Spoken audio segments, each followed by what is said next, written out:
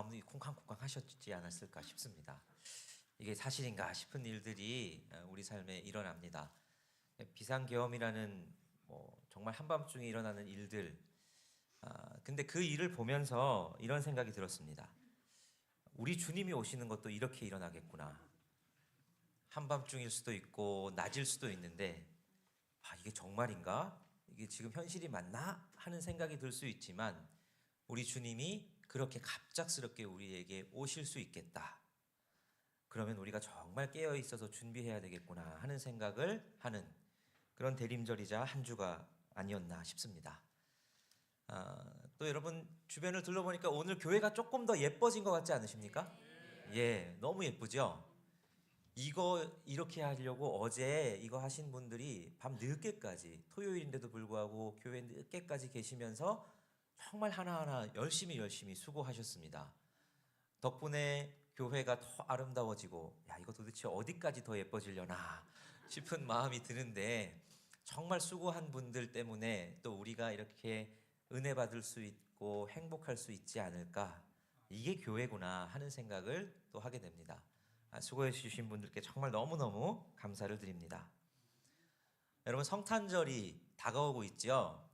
성탄절 하면 떠오르는 이미지들이 몇 개 있습니다. 이렇게 예쁜 트리들도 딱 떠오르고 또 크리스마스 캐롤 이런 것들도 떠오르고 여러 가지 떠오르는 것들 중에 다양한 것들이 있을 수 있겠지만 크리스마스 이브 때나 그 어간에 교회에서 이렇게 발표회 했던 것들, 그런 것들도 떠오릅니다.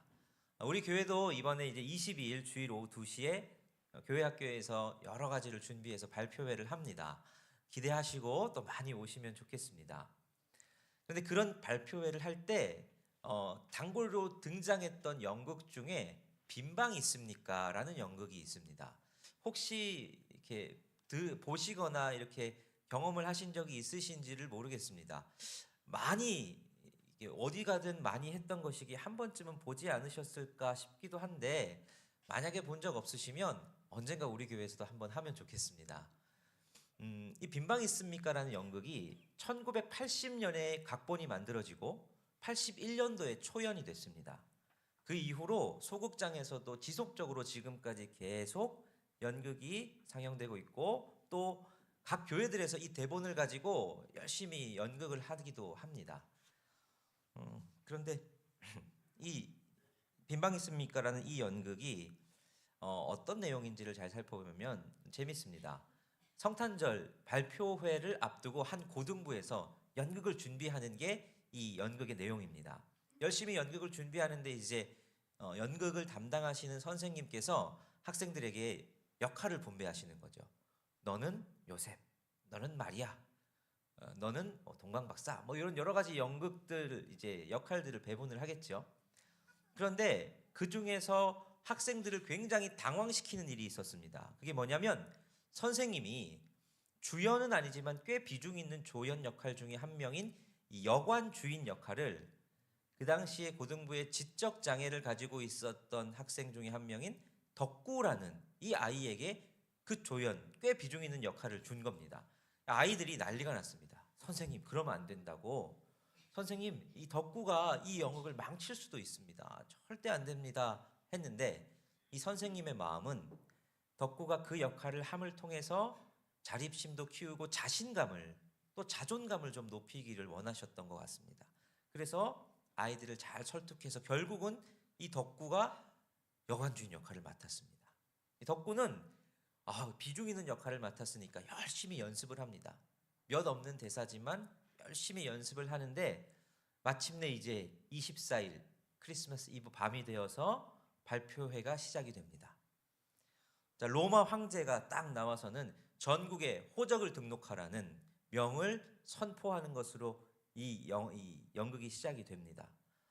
그리고 요셉과 마리아 잉태를 해서 배가 이제 곧 해산할 때가 가까운 마리아가 베들레헴으로 찾아가지요.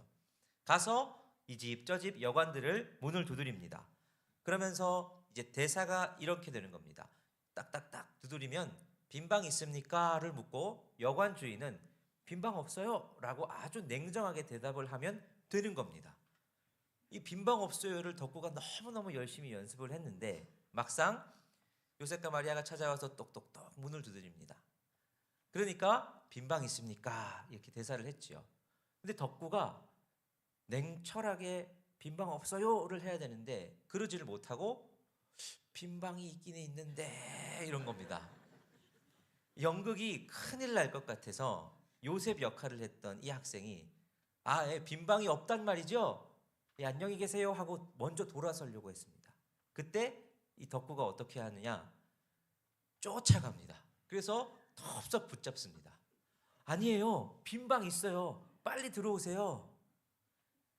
덕구 때문에 결국 연극은 완전 엉망진창이 되어버립니다. 그렇게 그 연극에서 연극 속에 이 연극은 마무리가 됩니다. 조명이 꺼지고 이후에 덕구가 혼자 독백하는 장면이 나옵니다. 거기서 이렇게 이야기를 합니다. 하나님 잘못했어요. 제가 연극을 망쳐놨거든요. 그렇지만 저는 거짓말을 할 수가 없었어요. 저희 집에는 빈방이 있어요. 예수님을 마구간에서 태어나게 할 수는 없잖아요. 다음번에는 잘할게요. 하나님 용서해 주세요. 이렇게 독백을 합니다. 이렇게 연극은 끝이 납니다. 자, 연극 속에서 덕구는 자신이 맡은 연기를 제대로 해내지를 못했습니다. 연극을 엉망으로 만들고 망쳐버렸지요. 그런데 우리는 이 연극 속에서 좀 뭔가 다른 걸 느끼게 됩니다. 이 덕구의 마음을 느끼게 되는 거죠. 자, 오늘 우리가 읽은 본문은 이 빈방이 있습니까? 라는 연극의 배경이 되는 본문입니다. 요셉과 마리아가 로마 황제의 명령을 따라서 호적을 등록하러 가지요. 이 당시 로마 황제는 가이우스 옥타비우스입니다. 이 황제가 로마에서는 꽤 행정가로서도 그렇고 통치자로서 로마 사람들에게 사랑을 참 받았던 통치자입니다. 통치를 잘했다는 거죠. 근데 이 황제가 명령을 내리는데 천하의 모든 로마 식민지 안에 있는 사람들은 호적을 등록하라 이렇게 명령을 내립니다.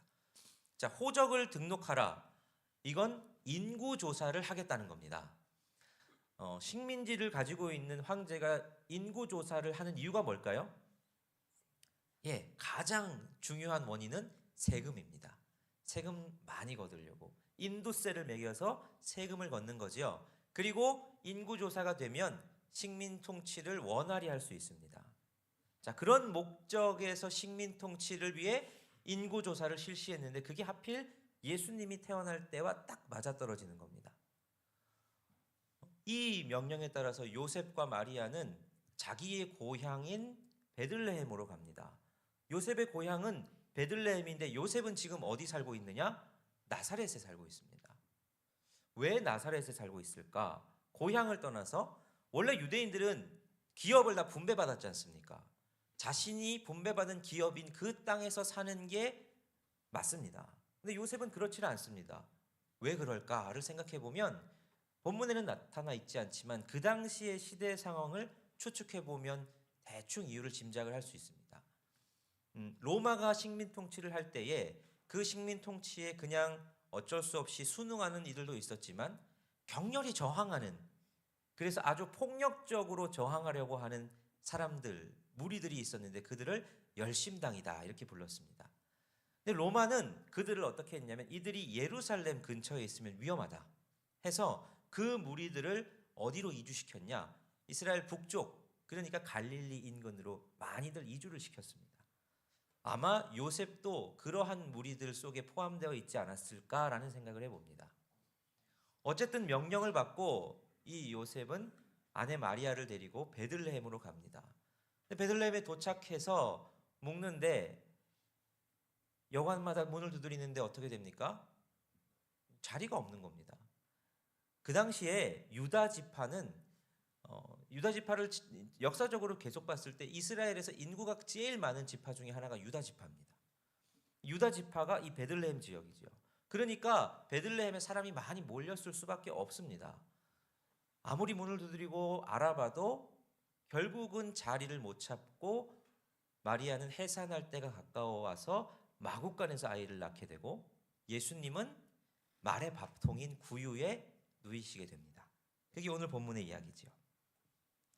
자, 요셉과 마리아가 마구간에서 출생하고 예수님이 구유에 누일 수밖에 없었던 이유가 신학적으로 보면 해석이 가능합니다. 높고 높은 보좌를 버리시고 예수님께서 낮고 천한 이 땅으로 오셨는데 왕이나 귀족의 가문에서 태어나신 것이 아니라 하필 태어나도 마구간에서 태어나셨다. 예수님은 그만큼 낮아짐의 모범이 되신 분이다. 이런 식의 해석이 가능하고 아마 하나님의 섭리가 있었을 겁니다. 그 모든 하나님의 섭리가 있었음에도 불구하고 우리가 분명히 깨달아야 하는 사실은 하나님께서 그 섭리를 사람들의 냉대와 무관심 속을 그것들을 통하여서 하나님의 섭리를 이루셨다는 겁니다. 사람들의 냉대와 무관심을 우리는 간과해서는 안 됩니다. 예수님이 억지로 그냥 일부러 찾아가신 것이 아니라 사람들이 예수님을 맞이하지 않았지요. 베들레헴 사람들이 그 부부를 받아들이지 않은 이유를 상식적으로 그 당시 상황을 생각해 보면 어느 정도 이들이 이해가 가기도 하고 그들의 핑계가 뭐 그럴 수도 있겠다 생각이 들 수 있습니다. 아까 말씀드렸지만 워낙 많은 사람들이 모였습니다. 여러분들도 많은 집회 가보면 아시지 않습니까? 광화문이다, 뭐 여의도다 집회들 나가보면 이게 사람이 많으면 뭐 어떻게 할 수가 없습니다. 그런데 그 사람이 많은 것, 그래서 우리는 당신들 못 받아줘요, 죄송해요 자리가 없어요 라고 생각하는 것으로 끝나면 될까? 정말 그게 최선이었을까를 생각해 보면 꼭 그렇지 않을 수 있습니다. 더 이상의 여분이 없었겠죠. 받아둘 방이 없었을 수 있습니다. 그런데 그렇다면 자기가 잘 방, 자기의 집, 자기가 누울 자리라도 비켜줄 수 있지 않았을까요? 유대 문화에서는 그게 충분히 가능했습니다. 왜냐하면 유대 문화는 나그네를 극진하게 대접하는 문화가 있었습니다. 손님 대접이 율법으로도 하라고 명령이 되어 있는 것이어서 나그네를 제대로 대접하지 않으면 마을 사람들에게 욕을 먹거나 그 마을 자체가 욕을 먹을 만한 일이었습니다. 여러분 생각해 보시면 구약 성경에서 나그네를 극진히 대접했던, 뭔 나그네를 이렇게까지 극진히 대접하냐 하는 일들이 보여지지요. 대표적으로 소돔에서 아브라함의 조카 롯이 천사들을 맞이합니다. 천사들을 강권해서 자기 집으로 맞아들입니다. 근데 소돔의 이 악한 사람들이 천사들을 내놓으라고 막 집을 둘러싸지요. 천사들인지는 몰랐지만. 근데 이 자기 집에 온 나그네, 이 손님을 그렇게 함부로 대접할 수 없기에 롯이 벌인 극단적인 행동은 내게 딸이 있는데 이 딸들을 차라리 데려가라 라고 할 정도로 나그네에 대해서 극진히 대접하는 게 유대 문화입니다. 그렇다 그러면 아무리 방이 없고 아무리 상황들이 그렇다고 하여도 자기가 잘 자리라도 내어줄 수 있는 것이 맞다라고 생각해야 될 것 아니겠습니까? 그런데 요셉과 마리아, 예수님은 누울 자리를 찾지 못했습니다. 자, 그러면 이게 베들레헴에서만 일어나는 일일까? 2000년 전에만 일어나는 일일까를 생각해 보면 우리가 만약에 그때 베들레헴 사람이라면, 아니면 지금 그런 일들이 일어난다면 우리는 어떨까를 생각해 보게 됩니다. 여러분들도 바쁘시죠? 베들레헴 사람들만큼 여러분들도 바쁘실 것 같습니다. 일도 많고 연말이란 모임도 많고 바쁘게 막 해야 될 것들도 많고 만나야 할 사람과 여러 가지 일들이 많습니다. 현대를 살아가는 사람들은 다들 바쁩니다. 근데 바빠서 내가 너무 바빠서 이거 못한다고 될 핑계들이 참 많습니다. 이게 상식적으로 될 수 있습니다. 내가 너무 바빠서 말씀 읽을 시간도 잘 없고, 내가 너무 바빠서 기도할 시간도 잘 없고, 내가 바쁘고 애도 봐야 되고 막 그래가지고 봉사할 시간도 없고, 내가 너무너무 정신이 없어서 누군가 이웃을, 성도들을, 형제를 사랑할 시간도 없다고 핑계댈 수 있습니다. 내가 바쁘니까. 그런데 여러분 정말 우리가 그 핑계 대고 괜찮은 걸까요? 수많은 핑계들을 우리가 만들어낼 수 있지만 그 핑계를 만들어내면서 우리는 혹시 지금도 우리에게 찾아오시는 예수님을 빈방 없다고 가시라고 이렇게 하는 과오를 범할 수 있지 않을까요? 주님은 마태복음 24장에서 한 임금의 비유를 들어서 이런 말씀을 하십니다. 내가 줄일 때에 너희가 먹을 것 주지 않았고, 내가 목마를 때 너희가 마시게 하지 않았고, 내가 나그네 됐을 때 너희가 영접하지 않았고, 내가 헐벗을 때 옷 입히지 않았고, 병들었을 때에 또는 옥에 갇혔을 때 너희가 돌보지 않았다. 그 얘기를 임금님이 하시니까 주변에서 펄쩍 뜁니다. 아니 임금님, 우리가 언제 임금님한테 그렇게 했습니까? 그러자 임금님이 얘기하시죠. 지극히 작은 자 하나에게 하지 아니한 것이 곧 내게 하지 아니한 것이다. 이 말씀을 똑같이 우리에게 한다면 우리는 어떻겠습니까? 우리의 삶에 이런 일들이 일어나고 있는 건 아닐까요? 우리는 핑계 댈 수 있는 것들은 많은데 주님은 우리에게 너희 정말 그 핑계로 괜찮냐? 라고 우리에게 묻고 계신 것은 아닐까요? 오늘 그렇다면 우리에게 진짜 필요한 건 뭘까 생각해 보면 이 시대에 우리에게 정말 필요한 것, 이 대림절에 성탄을 준비하는 우리들에게 정말 필요한 마음은 환대의 마음이겠다 싶습니다.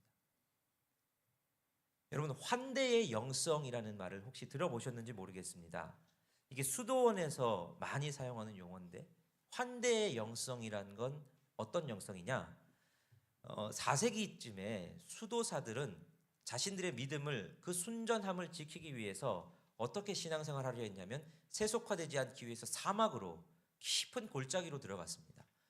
그래서 요즘도 수도원들을 찾아가다 보면 수도원들은 다 우리가 접근성이 좋은 데 있는 것이 아니라 사막 깊은 골짜기에 있던지, 그리스 이런 데는 메테오라 이런 데 가보시면 깎아지는 절벽과 산 위에 수도원들이 그렇게 있습니다. 왜냐? 세상과 단절하고 자기들의 믿음을 순전하게 지키기 위해서지요. 그런데 이런 수도원을 찾아오는 손님들이 있으면 수도사들은 그 손님들을 아주 극진히 환대했습니다. 왜냐? 그 먼 곳까지 고생하면서 찾아왔을 거 아닙니까? 그러니까 그들을 아주 극진히 환대하는 거죠. 심지어 얼만큼 환대하느냐? 이들이 수도를 하기 위해서 금식하는 기간에 혹시 누가 찾아오면 이 수도사들은 금식을 멈추고 그들과 함께 식사를 합니다. 그리고 손님이 가시면 다시 금식을 시작합니다. 그럴 정도로 이들은 손님을 환대하는 것에 진심이었습니다. 그걸 환대의 영성이다 이렇게 이야기를 합니다. 우리 일산영문교회에 이런 환대의 영성이 있었으면 좋겠습니다. 우리 일산영문교회가 이제 어느덧 37년을 넘어서 38년이 이제 되어 갑니다. 38년 정도 교회가 있었으면 이 교회를 다니고 내가 교회를 좀 다닌 지가 되었다 하는 사람들은 서로가 그냥 거의 가족처럼 됐을 겁니다. 굳이 말 안 해도 이 사람이 뭐 좋아하고 뭐 싫어하고 저 사람 집의 상황은 이렇고 이런 것들 굳이 에너지를 들이지 않아도 다 아실 겁니다. 그래서 교회가 이때쯤에는 뭐 하고 저 때쯤에 되면 우리가 이거 준비해야 되고 다 아시죠? 그러니까 별로 그렇게 힘들 게 없고 별로 그렇게 에너지가 들어갈 일들이 잘 없습니다. 그런데 그렇게 시간이 쭉 지나다 보면 어떤 일이 있을 수 있느냐? 우리 가운데 그냥 내 삶에 여기가 좋다 하고 굳어지는 때들이 있습니다. 그냥 여기가 좋사오니 이대로가 좋사오니 나는 별 노력 안 해도 편하게 신앙생활할 수 있으니 그냥 뭐 있으면 되지라고 굳어지면 어떤 일이 발생합니까? 다른 사람들에게 그렇게 에너지를 쏟지 않습니다. 많이 쏟지 않아도 나는 신앙생활할 수 있으니까. 새로운 새신자들이 와도 별로 관심이 가지 않습니다. 그들에게 에너지를 쏟지 않아도 내게 신앙생활하는 데 있어서 불편함이 별로 없기 때문입니다. 계속 그러다 보면 우리는 마치 베들레헴 사람들처럼 핑계대면서 나는 사역하느라 바쁘고 나는 봉사하고 나는 뭐 일하고 나는 저 일하고 내 삶의 여러 가지 것들 때문에 우리 가운데 작은 자로 찾아오는 예수님을 놓치는 과오들을 우리가 범할 수 있겠더라 하는 거지요. 그래서 우리는 새로운 한 해를 맞이하며 이제 내년부터는 조금 더 새가족 팀과 예배 안내팀 이런 것들을 좀 더 새롭게 정비하려고 합니다. 새가족을 환영하며 맞아두는 분위기, 예배 안내하며 성도들을 반갑게 맞아주는 여러 시스템적인 것들을 보완할 겁니다. 그런데 여러분, 새가족과 예배팀만 준비된다고 해서 뭐 다 되는 거겠습니까? 정말 본질적으로 중요한 건 우리 일산영문교회 성도들 한 사람 한 사람이 이 환대의 마음을 가지는 겁니다. 마치 내게 오신 예수 그리스도, 그분을 맞아들이는 것처럼 우리가 성도들을 보며 새가족을 보며 그렇게 환대의 마음을 가지는 것, 이것이 우리에게 필요한 것이죠. 새가족이 우리에게 딱 보일 때에 저 사람 새가족이구나, 아니면 멀리서 오랜만에 일주일 만에 보는 성도들이 올 때 그들을 두 팔 벌려서 또 한박 웃음을 지어주면서 달려가서 손 붙잡아주고 환하게 맞이해 줄 수 있는 것, 여러분, 저는 이게 하나님 나라라고 생각합니다. 우리가 마침내 하나님 나라 갔을 때 주님은 우리를 어떻게 맞이해 주실까요?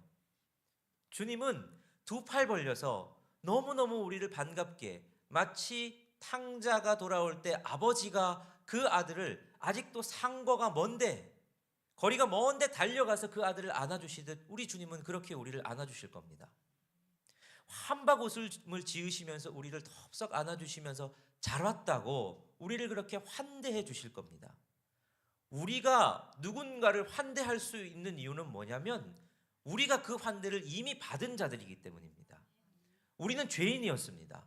너무 죄가 많아서 오물투성이를 뒤집어 쓴 그런 더러운 죄인이었는데 주님은 그런 우리를 맞아주셨습니다. 환대해 주시고 우리의 죄를 씻기시고 우리를 의롭다고 해주셨습니다. 그런 환대를 우리가 받았기에 우리는 다른 누군가를 환대해야 되는 것이 당연하지요. 그래서 우리가 성도들을 만날 때마다, 아니면 새로운 성도가 우리 교회를 찾아올 때마다, 주일에 이렇게 서로 얼굴을 볼 때마다 서로 팔을 벌려서 부둥켜 안아주고, 거리가 멀더라도 찾아가서 손을 붙잡아주고 한박 웃음을 지어주면서 잘 왔다고, 반갑다고, 잘 지냈냐고 그렇게 서로를 환대해 줄 때 우리는 이 교회 속에서 하나님의 나라를 누리게 될 줄 믿습니다. 그래서 주님은 우리에게 이렇게 말씀하십니다. 오늘 또 다른 본문인 히브리서 13장 1절 2절, 형제 사랑하기를 계속하고 손님 대접하기를 잊지 말라. 이로써 부지 중에 천사들을 대접한 이들이 있었느니라. 아브라함을 보고 말하는 말이죠. 아브라함이 멀리 오는 손님들을 달려가서 땅에 엎드려 절을 하면서 맞이합니다. 아브라함이 이들이 천사인 걸 몰랐습니다. 소돔을 향해서 가는 천사인 줄 몰랐는데 손님인 줄 알고 나그네인 줄 알고 절을 하며 나그네를 강권해서 우리 집에 좀 오시라고, 쉬었다 가시라고 그렇게 손님들을 대접합니다.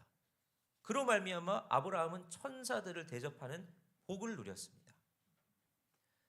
여러분, 지극히 작은 자 하나에게 한 것이 곧 나에게 한 것이다. 지극히 작은 자 하나에게 하지 않은 것이 곧 나에게 하지 않은 것이다 라는 주님의 말씀이 우리에게 하시는 말씀입니다. 마태복음 10장 42절에서도 또 이렇게 말씀하십니다. 또 누구든지 제자의 이름으로 이 작은 자 중 하나에게 냉수 한 그릇이라도 주는 자는 내가 진실로 너에게 이르노니 그 사람이 결탄코 상을 잃지 아니하리라 하시니라. 이게 우리 주님의 마음인 겁니다. 이게 우리 주님께서 우리에게 바라시는 환대의 마음이고 우리 교회에 바라시는 하나님 나라의 모습인 겁니다. 대림절은 성탄을 기다리는 절기입니다. 성탄을 기다릴 때 우리가 어떤 마음으로 기다리겠습니까? 환대가 필요합니다. 우리가 성도들을 환영하고 우리가 우리에게 오는 여러 사람들을 환영하고 환대하는 건 주님마저 준비하는 겁니다. 주님은 비상계엄처럼 어느 날 갑자기 아무 준비도 안 되어 있는데 오실 수 있습니다. 그때 우리는 어떤 자세로 기다려야 됩니까? 누가 오시든 어떤 모습으로 오시든 주님을 맞을 수 있는 환대의 마음이 우리 가운데 준비되어야 한다는 겁니다. 이 성탄을 준비하며 여러분 가운데 환대의 마음으로 가득 차시기를 바랍니다. 옆에 계신 분들 얼굴도 한번 보시죠. 예. 나를 환영해 주는 것 같으십니까? 그 얼굴로 매주일 뵐 수 있으면 좋겠습니다. 만날 때마다 손을 붙잡아 주시고 등도 쓰다듬어 주시고 안아 주시기도 하시며 그렇게 주님이 내게 오신다라는 마음으로 우리가 그렇게 이 성탄을 준비하면 어떻겠습니까? 세상이 우리를 바보처럼 볼지도 모릅니다. 근데 우리는 덕구 같은 사람이 되면 좋겠습니다. 빈방이 있습니까? 했을 때 세상의 상식은 빈방 없어요 라고 냉철하게 하는 게 지혜롭다고 말할지 모르겠지만, 달려가서 빈방 있습니다, 마국간에서 주무시면 안 되지 않습니까? 어서 들어오십시오 라고 맞이할 수 있는 이 환대의 마음으로 한 주를 살아가고 훈련하실 수 있는 저와 여러분 되시기를 간절히 바랍니다. 기도하시겠습니다. 우리를 두 팔 벌려 안으시고 우리를 환대해 주시는 하나님 아버지, 그 환대를 우리가 받았기에 우리가 다른 이들에게 환대해야 하는 것이 당연한 것인데도 그것을 놓치며 살았던 것은 아닌지 우리를 돌아봅니다. 하나님, 우리 성도 한 사람 한 사람이, 그리고 우리 일산 영문교회가 주님을 맞는 것처럼 작은 자 하나도 환대할 수 있는 공동체, 그런 그리스도인 되게 하여 주옵소서. 그래서 작은 자 하나를 대접하기를 힘썼더니 마침내 주님 오셔서 너무너무 고맙다고, 네가 나를 그렇게 극진히 환대했다고 칭찬하시는 그런 그리스도인, 그런 교회 되게 하여 주옵소서. 이 한 주도 그렇게 살게 하실 줄을 믿고 예수 그리스도 이름으로 기도하옵나이다. 아멘.